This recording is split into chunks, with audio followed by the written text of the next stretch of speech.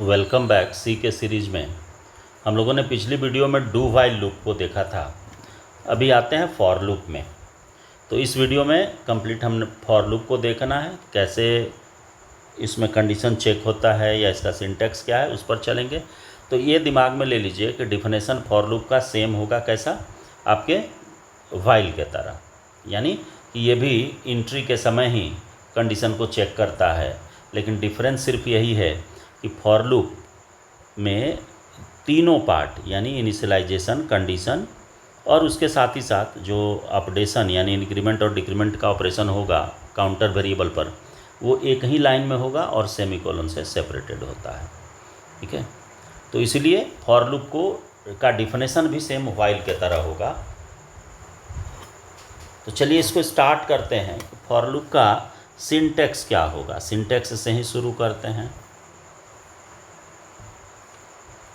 तो देखिए, सबसे पहले लिखा जाता है कि फॉर पैरेंथेसिस स्टार्ट करिए और इसमें इनिशियलाइजेशन, ये पार्ट कहलाता है इनिशियलाइजेशन का। फिर कंडीशन, और कंडीशन के बाद अपडेशन वाला पार्ट होता है, चाहे वो इंक्रीज करे या डिक्रीज करे। और ये है कि body of for loop.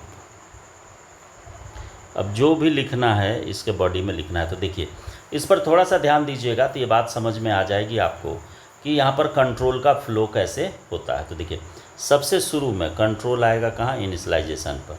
Initialisation के बाद ये आएगा कंडीशन चेक करने। कंडीशन यदि ट्रू मिला, यानी कैसा मिला, ट्रू मिला, तब कहाँ आएगा, बॉडी पर आएगा। और बॉडी के एग्जीक्यूशन के बाद फिर ये घूम करके चला जाएगा अपडेशन पर। और अपडेट होने के बाद फिर कंट्रोल आ जाएगा वापस कहाँ, कंडीशन चेक करने। तो जब तक ये ट्रू मिलते रहेगा तब तक ये प्रोसेस दोहराते रहेगा। और जैसे ही ये फॉल्स होगा तो ये बाहर निकल जाएगा। कब, फॉल्स होने पर। ठीक है, तो फॉल्स होगा तो ये बाहर निकल जाएगा, और फॉल्स यदि नहीं होता है तो ये लगातार इसी को रिपीट करते रहेगा। तो अब आइए कि इस पर प्रोग्राम का एग्जीक्यूशन कैसे होगा। तो इसमें कोई भी प्रोग्राम जो आप पीछे बनाए हुए हैं उसमें से कोई भी प्रोग्राम लेकर के चल सकते हैं। जैसे सबसे साधारण सा प्रोग्राम कि कोई इनपुट कीजिए नंबर और उसके टेबल को जनरेट कीजिए, वो आप एकदम आसानी से इसमें जनरेट कर सकते हैं।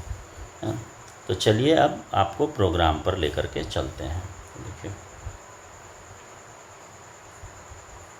Hash include stdio.h void main। देखिए, और यहाँ पर आप एक वेरिएबल लीजिए i लूप चलाने के लिए, और एक वेरिएबल लीजिए n जिसमें कि जिसका टेबल जनरेट करना है उसको इनपुट लेने के लिए। अब यहाँ पर printf enter any number scan कीजिए, %d एड्रेस ऑफ n आ गया n। अब इस n को इनपुट करने के बाद यहाँ पर आप फॉर लूप चलाइए। i equals to 1, i is less than n, या सॉरी लेस देन n नहीं, हमको तो टेबल उसका प्रिंट करना है। तो टेबल में आपको लेकर के चलना है कितना, 10 तक। तो यहाँ हम कर देंगे लेस देन इक्वल टू 10 और i प्लस प्लस। देन अब इसके नीचे आपको printf फंक्शन लगाना है, %d इंटू x दे दिए, %d इक्वल टू %d।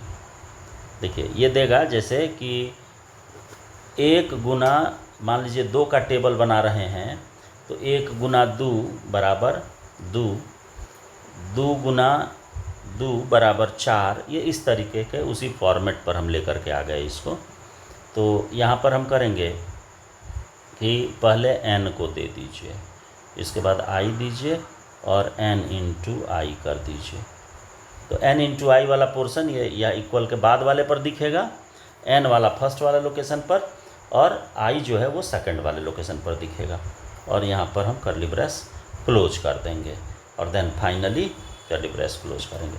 तो इससे होगा क्या कि देखिए ये बना तो वही चीज़ जो वाइल से बना या डू वाइल से बना है, लेकिन वाइल या डू वाइल में जो प्रोग्राम का साइज है वो बड़ा हो जाता है। लेकिन जब इसी को हम फॉर लूप से लेकर के चलते हैं तो फॉर लूप से एकदम छोटा होता है, बहुत ही छोटा हो जाता है।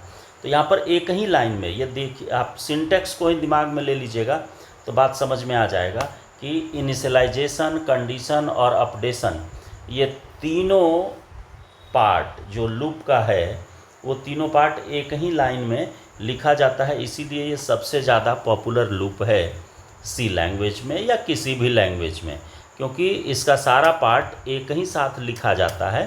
तो ये आसान होता है कंडीशन को चेक करने में भी, यानी ड्राई रन कराने में भी बहुत आसान होता है। अब आप इस फॉर लूप से जितने भी तरह का प्रोग्राम आप बनाए वो सारा बना सकते हैं। जैसे एक हम आपको और एग्जाम्पल के तौर पर इसमें दे करके दिखा देते हैं कि सपोज कीजिए कि कोई नंबर इनपुट लीजिए और उसको रिवर्स करिए। तो रिवर्स करिएगा तो रिवर्स कैसे करेंगे, तो चलिए क्वेश्चन पहले लिखते हैं। Write a program to input any number and to print it in